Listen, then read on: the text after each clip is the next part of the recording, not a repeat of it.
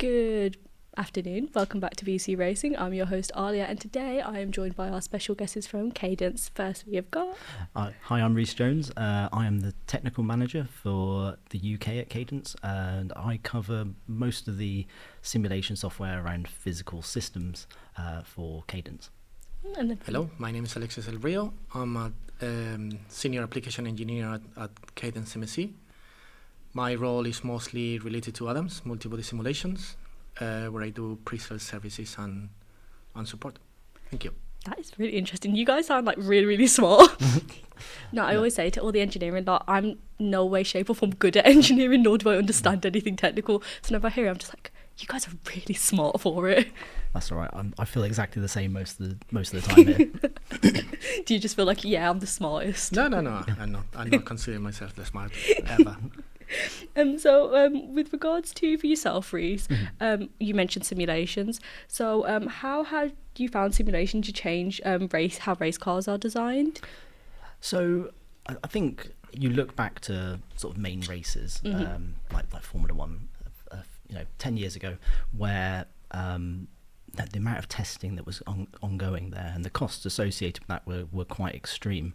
And you also saw quite a lot of cars didn't finish races, and there's that old adage, to finish first you have to finish, and simulation plays a significant part in that, making sure that the cars are competitive, but also reliable enough.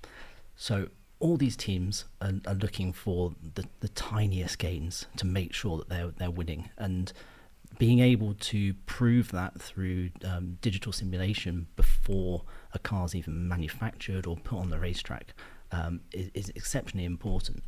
And you look at the races as well, and there's quite a lot of ongoing technical changes. We see this again, in the major racing formulas. There's been a significant change in the cars, and now they're seeing issues.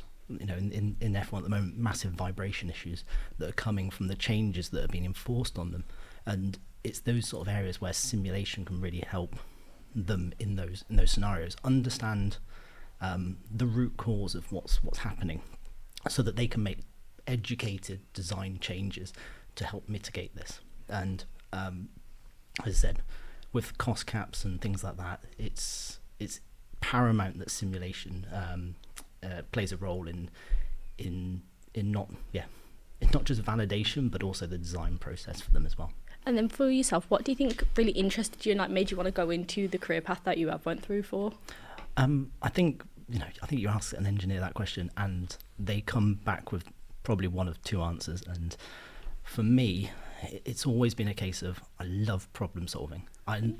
There is this sort of micro dopamine hit that you will get when you've been working on a problem for ages and suddenly you find a solution to it, whether that's a big step or if it's just something that you've done that's quite frankly stupid, you'll still feel success. One of the things that I've always been quite keen on is process automation and things like that, so being able to do more and more automated workflows, and putting together little programs or little scripts that can do certain things, and when it finally works and it clicks and you get the right results. I have been known on occasion to have a little dance in my seat. A dance in your seat? Yeah. I mean, I think people that work around me... Did you want to give us a preview of it? I'm pretty sure I haven't fixed the problem yet, so I'll wait till something comes along. We can find one for you in the workshop today. Yeah. For yourself, Alexi, how did you find yourself interested into the industry that you've gone into? Well, I started from engineering services and mostly CAD. But then over the last 10 years, I've been doing multi-body simulations, and I had the background of design and then some support and racing, and then now simulation. I think it makes a big difference having an engineering simulation background, because it's just everything these days. Over the last 30, 40 years, things have evolved so much. People used to do things manually, and now that we can do more complex simulations, you notice that people want to do more and then you are limited with hardware and the software, but then eventually you get into much more complex projects. Ooh, that sounds very interesting. Yeah, it's true. I mean, Alexis touched on it as well there, that it used to be a case of you had a part and someone would apply some forces to that part and look at how it behaved, and that was their job. They just looked at something in isolation. And now, especially when you get to things like multi-body dynamics, where you're simulating the behavior of the vehicle as a whole, and how that might impact, if as the car goes around a corner, okay, well then let's predict what the forces are on that suspension, and then how might that affect how that performs. And you can do this in any other aspect. You don't need to go into racing. You can do, we even think of a drill, of a Lomo, or anything we manufacture. You may need some engineering judgment, and especially some simulation on it. There's going to be some vibrations. If you compare, for example, a drill from 30 years ago to something that you buy now, you find that it's more ergonomic. It doesn't vibrate so much. It's much more robust. It lasts longer. It's the same thing with racing.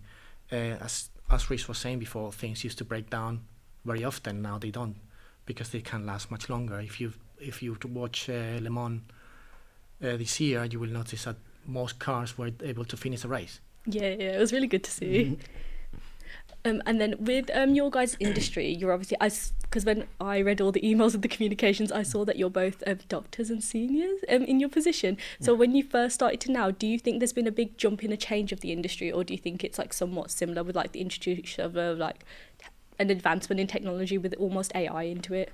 I would like to make a correction. I'm not a doctor. I only did an MPhil. Oh, did you? So it's only 2/3 of the PhD. I can always finish it, but I really don't feel like completely fair. Yeah. And if I could, I would move it to MBS because it's what I know most, but it was not really related to that. But it's everything you need to do in engineering. The more you know of the physics behind it, the better. It's much easier to understand. You can start without any background, but it's gonna take you longer to understand the basics. Once you get the hang of it, then you can do all the jobs you want. Well, I'd say as well, with engineering, it's so closely linked to computational power. And again, I remember dial-up modems and things like that. I'm sure Alexis can remember this. I do. Waiting for screens to sort of come down as you looked at the internet and things like that. But now, you said it's unthinkable, the sort of amount of computational power that we've got, and it allows us to consider things that we would never have been able to simulate before.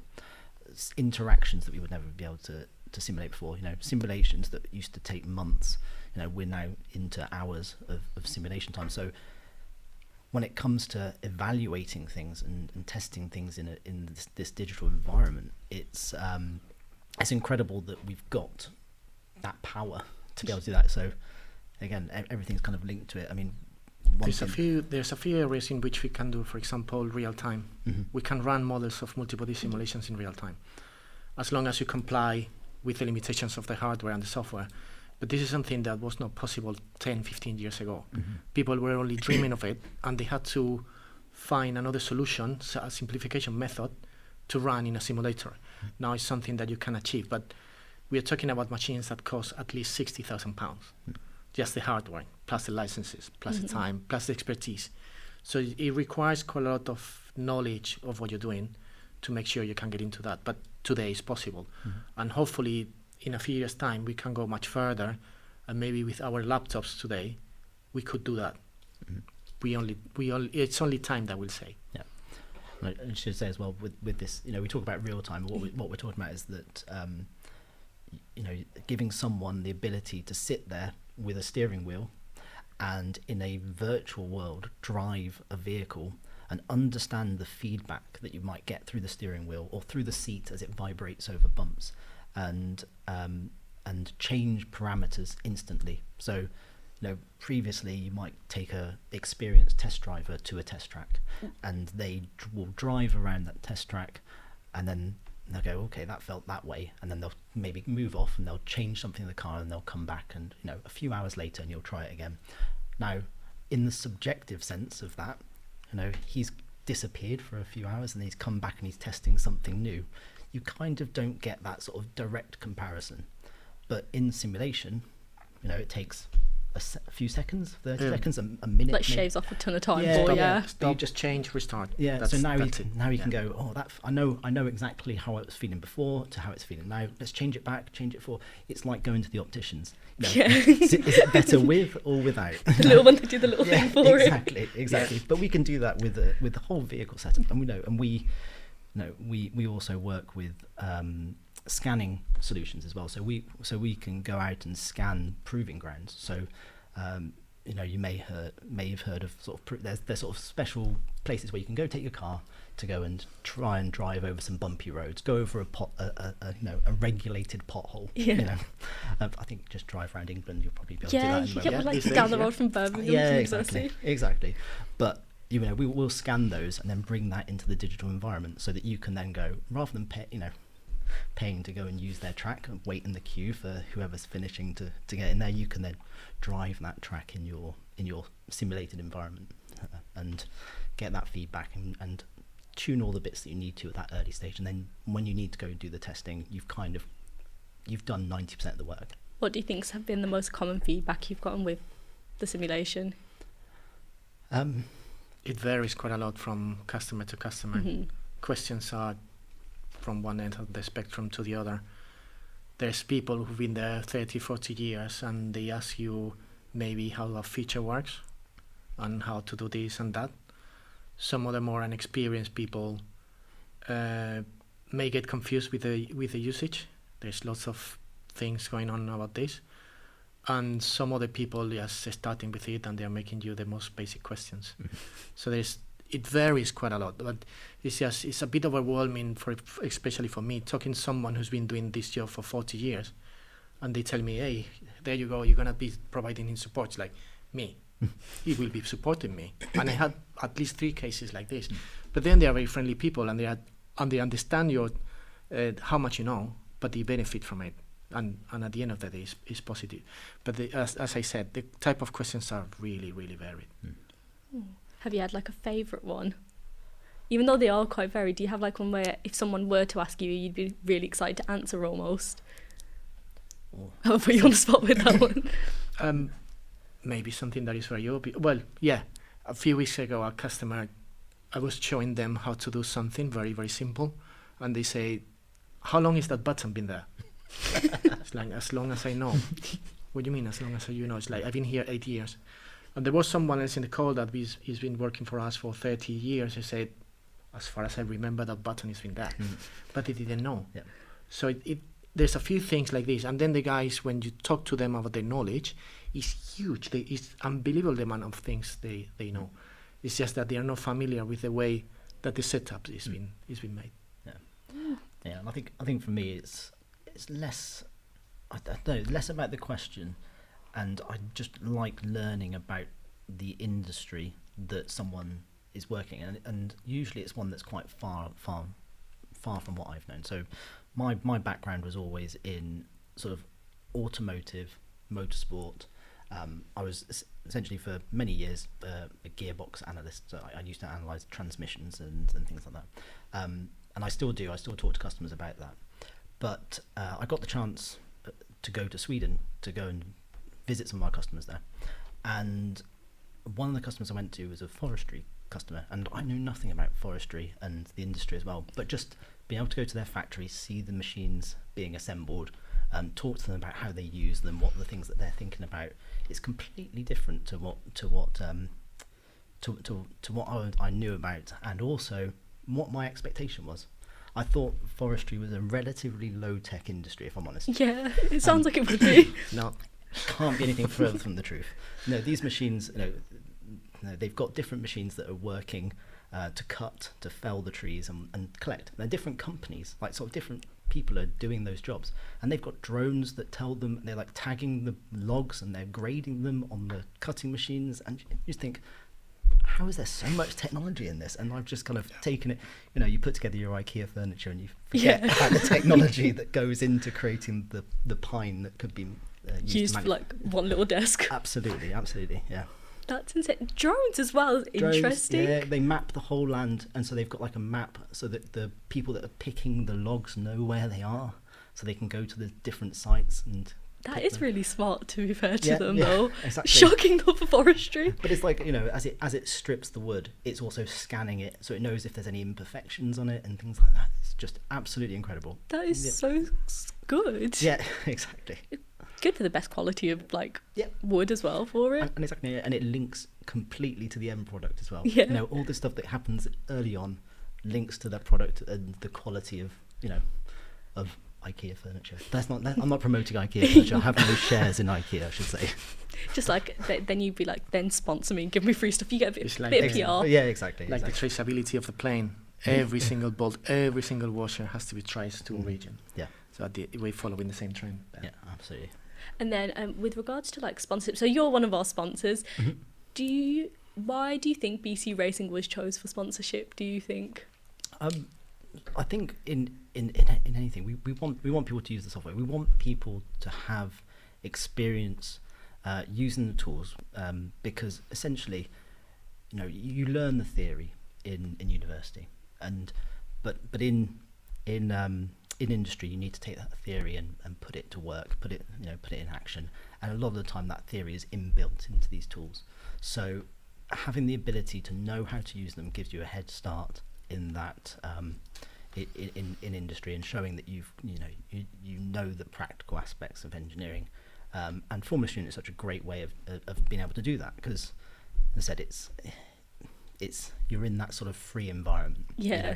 You're in charge. You're in charge of the decisions you make. You're in charge. You own your mistakes and things like that. So I think it's a brilliant way for engineers to be able to learn to make decisions, learn to make mistakes, and learn from those mistakes. I think it's on the benefit of everyone, even employees and employer, that the person, when they start working, knows a little bit of the software. It may not be this one, but it may be the competitor one, so at least they have the background, they got a bit of knowledge, they may have a bit of experience, and they can try. That will make the introduction time much faster, and it's in the benefit of everyone. So we need people to try the software. We need people be interested in it. It may not be MBS, it may be CFD, or it may be one-dimensional flow or something else. There's lots of software there. There's lots of simulations you can try. It's just a question that you try, get to know a little bit of it, and then try to decide which one you prefer.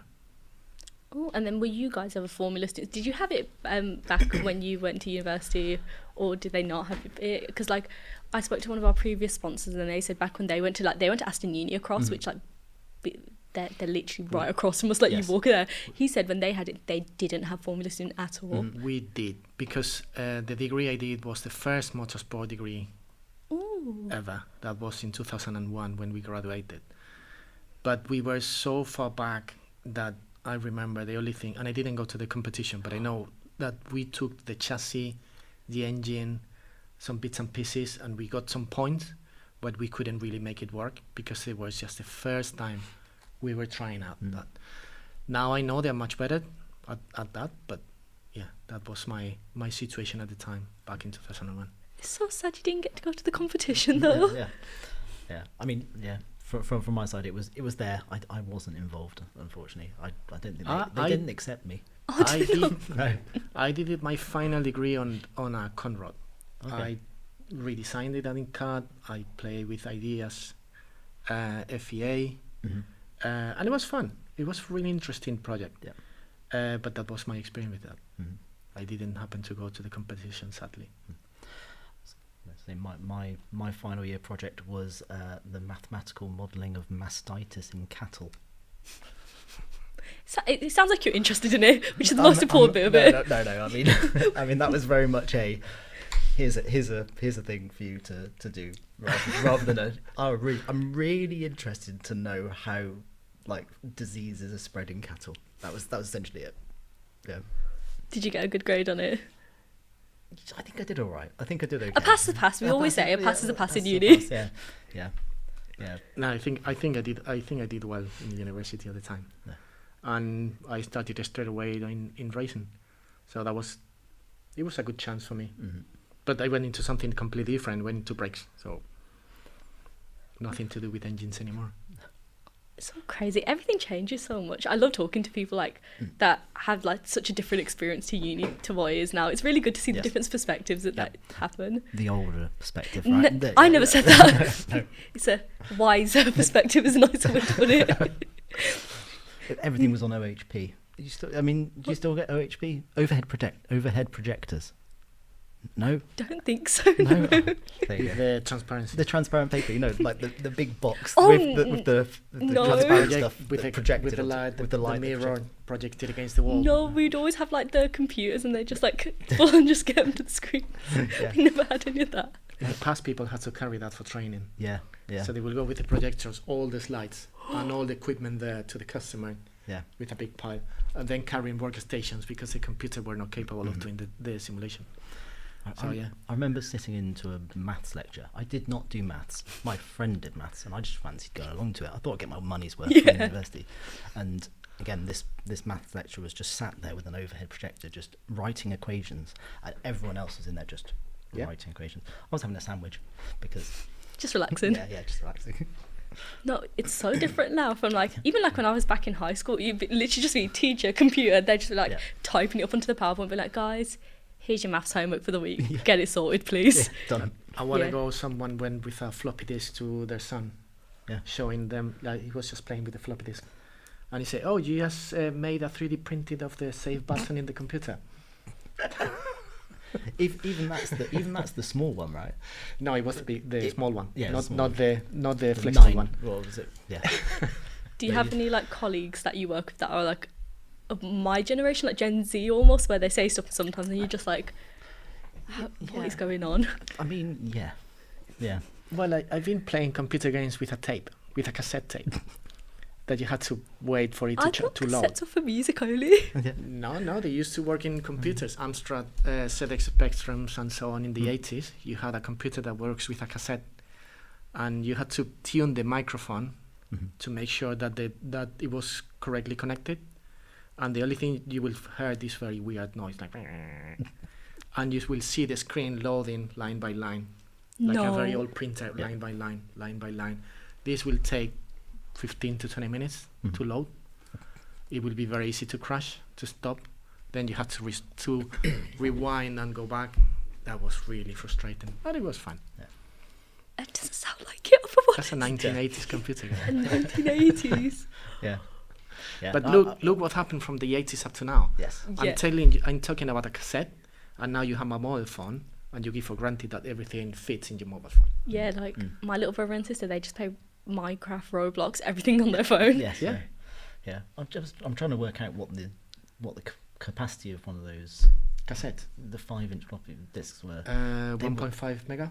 Were they that big? The smallest The one, small ones 1.5 were mega. 1.5 And the other one megabits. was maybe half of that. Something You like wouldn't that. be able to get a song on it. I think that's If it was It would be very bad quality sound. compress, maybe MP3 Yeah. will fit. Yeah, no. but yeah. Yeah, it's mad to think of the difference. It is so mad. Think that you will have. I remember having my final thesis in 5 floppy disks. 5 floppy. So you had to find a software that allows you to break it and then save them at a time. And you had to be inserting one, and then the computer will be telling you, finish recording, insert number 2, go on to the 3rd one, go into the 4th one, put number 1 back. And this sequence keep repeating for you to save in that space. How long did it take you to do that? First time you had to repeat like 3-4 times, but then less than 10 minutes. That's not bad then. No. 10 minutes isn't bad at all. But I think you talk about this and we were walking around university and talking about the computational resources you have, and your high performance computing that you've got here as well. And again, we're talking about 80s, but again, early 80s, late 70s, when you wanted to do sort of a computer program in universities, it was quite common for you to have punch cards. So quite literally a stack of cards, and what you do is you just take them and send them off to the computing lab, and they would come back and say, oh, there's an error on card 8, something like that, and then you'd go and have to look at it. And again, these were physical pieces of paper, physical pieces of card with holes in them, and the holes obviously told the computer what you wanted it to do. So just kind of imagine like sort of the steps that we've gone through there. And I think even we talk about sort of some of the simulation software that Cadence have, and one of them is a piece of software called Nastran. Now Nastran is NASA's structural analysis. Yeah, so it's the oldest software. Yeah. So it was the original what we call finite element analysis. It's like structural analysis. So if you want to look at how something's going to bend or deflect or move about. And again, it was developed by NASA for the Apollo missions. So it was it was the original code that was developed by NASA to allow us to land on the moon, essentially. But again, the way it was developed was with those punch cards in mind, because it doesn't matter what the order you have in your what we refer to as your input deck, like the simulation code that you've got, and it's because it allows you to then to have those punch cards, and it doesn't matter if you mix them all up. It can work in any order, and it was kind of revolutionary in terms of being able to simulate mixed up data.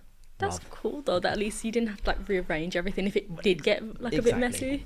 Like someone drops in, they're just like, oh no, I have to reorder it now. Just like stick it in. Yeah.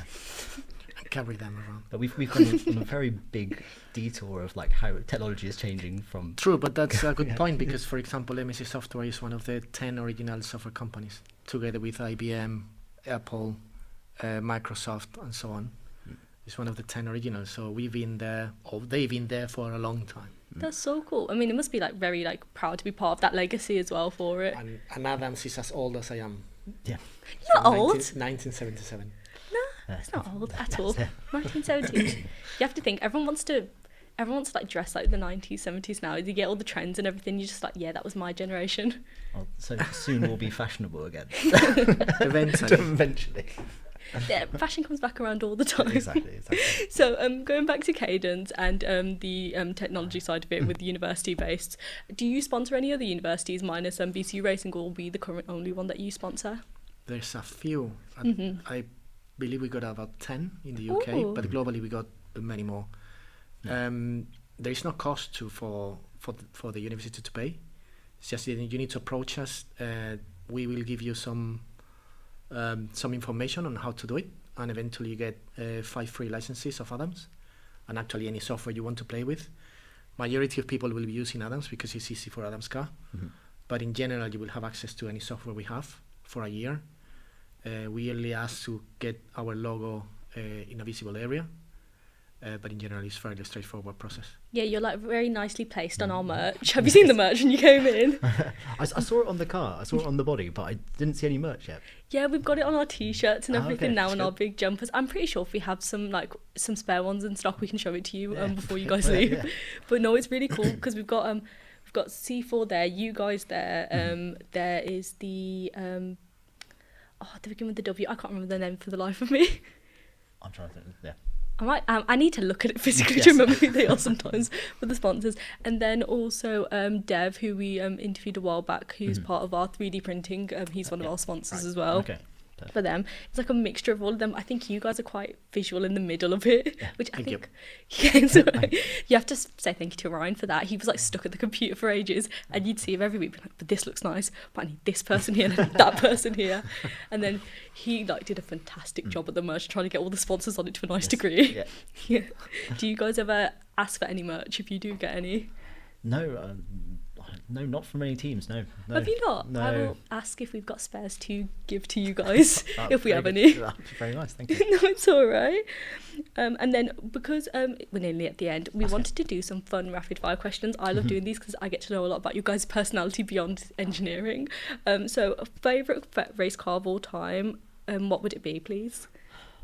Can I say 2? Yeah, of course. Oh, okay. From a classic perspective, they're both Le Mans cars, I should say. The XJR 9, which is the Jaguar Le Mans car, silk cut. Remember that one? Yep. Purple and white, absolutely. And the main was working on that. Yep. Yeah, beautiful. So that's a historic one.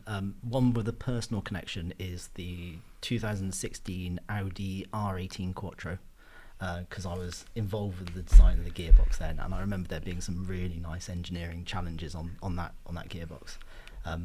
And again, it was when they moved from they had a flywheel hybrid system to a battery hybrid system, and then they were trying to shrink the axial length of that gearbox to.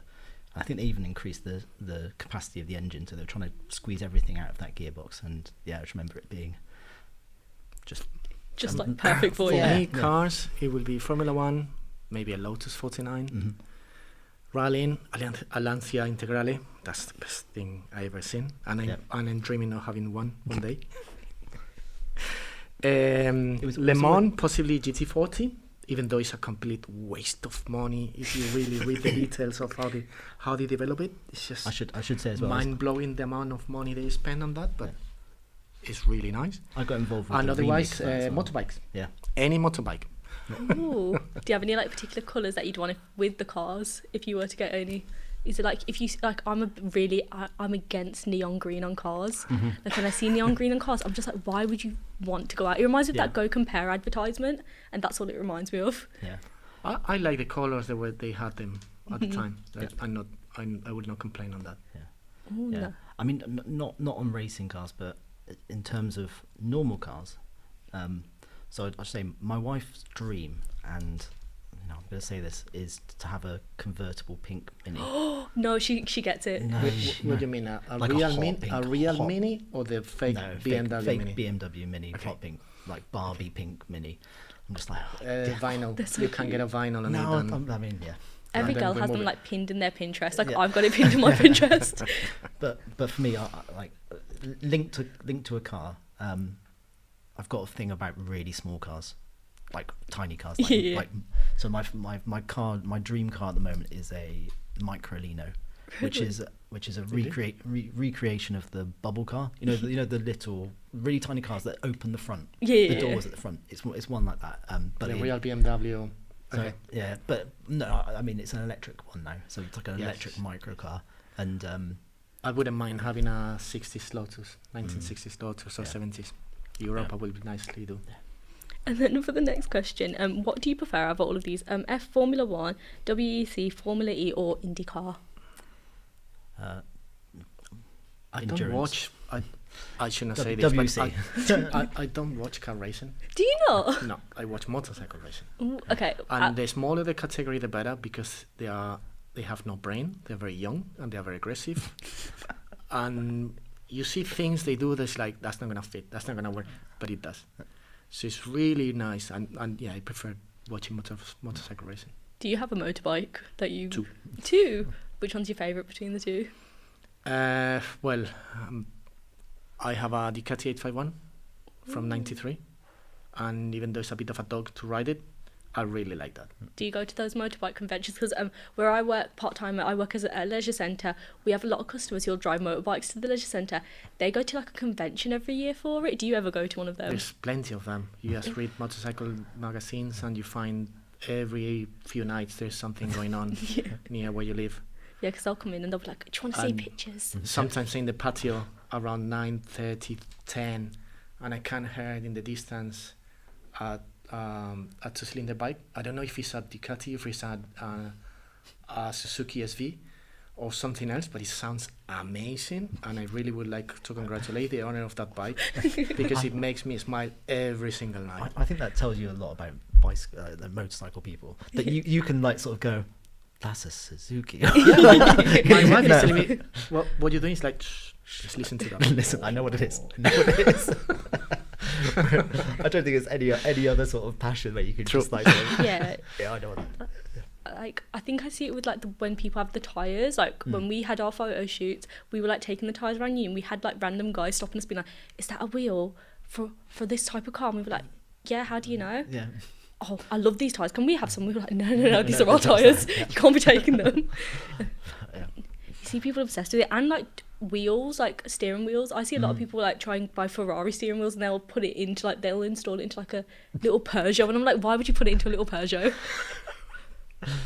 Yeah. I don't know. Do they have the main keep the paddles on there and just they don't do anything? Oh, just to pretend. To pretend, yeah. Yeah, that is Right. a Ferrari, but you're in a Peugeot of Yeah. all things in the world. It's a big jump of a difference. And then, are you a coffee or energy drinks type of people? Coffee. 100% coffee. Yeah. Coffee. We did have people that told us they're neither, and they're hot chocolate people, which I was very shocked at. And I was like, hot chocolate's a new one for me to Every hear. now and again, I've been weeks without having coffee. I don't mind too much, so I've stopped. Sometimes I stop, but if I can choose, I prefer coffee. Is it decaf or non-decaf that you'll prefer? No decaf. No decaf. No, that's not coffee. No. my coffee intake, like, sort of tapers. It's all front loaded. You know, when I get into work, 8 o'clock, coffee, 9 o'clock, coffee, 10 o'clock, coffee, and then it starts going 12 o'clock, and then maybe 2 or 3 o'clock, and then 3 o'clock I'm just like, no. Do you ever have like coffee withdrawals where you're just like, I need it? Yeah. Like, I try and say no, I'm not addicted to coffee, and then like I've not had it for a couple of days, and it's suddenly like headaches start, and you're like, okay, maybe I need a coffee now. Just like calm. Last time I was without having coffee, I think it was a few months. So it's not something I really need. Yeah. It's just that after holidays, it's that something that you need more often. Yeah. But then eventually it can stop. Oh. Were you ever energy drink people, or have you never been into energy drinks? No, I've been reading about the contents of it, and that makes no sense to me. I'm trying to think about it. It's like, no, I mean, Yes. so I think when I started university, and I only know this story because of what happened, we got given in our rooms Pro Plus. Oh. Like a packet of Pro Plus. It, like, literally was the first thing it was on my bed when I walked in. I don't think I'd ever had Pro Plus before. Well, I think I ate all of them at once. I like sort of just came into to meet my new sort of people in the halls, and I was shaking. They were like, you're really energetic. And yeah, it's like, yeah, I just had all this Pro Plus. Did you stay up all day till like 3 a.m. in the morning? Not yet. And then if you had one piece of advice for like a Formula student, what would it be, the top advice that you'd have? I think I've always got the same advice for anyone when it's wherever they are, and especially with BCU Racing, you've got a team there, and and they operate like a team. It's not just a student group. They operate as a team. Just don't think anything's below you. I think wherever you are in a team environment, everyone's got to muck in and do things. So don't if you were the team manager, and someone needs to sweep up the garage floor, then that can be your job as well. That's not below you. You do what's needed to get the job done.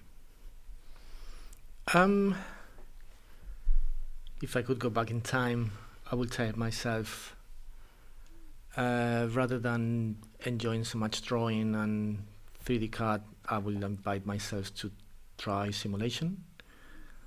I think it's important that people try to see what's there. It could be any type of engineering discipline, but you should try. And true, you should not consider yourself above anyone else. You should just be down to earth and collaborate on anything you have. There's always something you can participate with, something that nobody else knows. And at the end of the day, it's a team game. So it's better to participate and make sure that all of you are working at the same time. That was really great piece of advice. I think like our team especially, we would really take that in hand. Like you mentioned, we do it as a business, like a team, but also like a business. So like today we've got everyone sitting and listening to the business team do their meeting for their competition, and they're having to listen and give feedback to them, which is they're really excited about. And then the last question, which is my favourite question to ask everybody: if you had a theme song, what would your theme song be? Say again? If you had a theme song for your company, what do you think it would be? I'm gonna let you answer first. I cannot think of any. No. The only one I had in mind was, and this is why I get really mad because I can't ever remember the name of songs, but I'm thinking of the Daft Punk song. It was the Stronger, Better, Faster. Oh, I know which one you're on about because Kanye did a remix of it. Yeah. But I don't know the name of it either. No. I think everyone knows it from just the audio bit of it. Yeah. But that's kind of what we do. We're trying to make things stronger, better, faster. That's our. You need to make like a social media video for that. Yeah. I wouldn't know. There's so many. Yeah. No, I'm sorry. I cannot answer that. I mean, the other one I had in my head, but I'm a bit ashamed to say it, is linked to again, sorry, let's go back in the day. New Labour. Remember Tony Blair, New Labour, and all that. Their theme song. No. Things can only get better.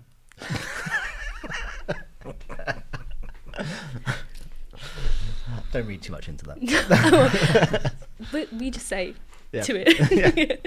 But no, thank you guys so much. That was brilliant questions, and thank you so much for coming on to the podcast. You've been like very much one of the funniest podcast guests I've had so Thank far. you. Thank you for having us. It's been brilliant. And to everyone listening, thank you for watching BCU Racing. I'm your host Alia. Remember to listen to us on Spotify, YouTube, and follow us on Instagram and TikTok. Thank you. Bye.